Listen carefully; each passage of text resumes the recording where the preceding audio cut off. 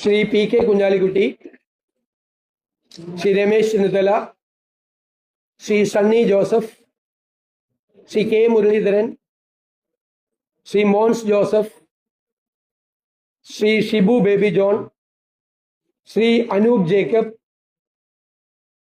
Shri C P John, Shri A P Anilkumar, Shri N Shamsuddin, Shri P C Vishwanath, Shri Roji M John,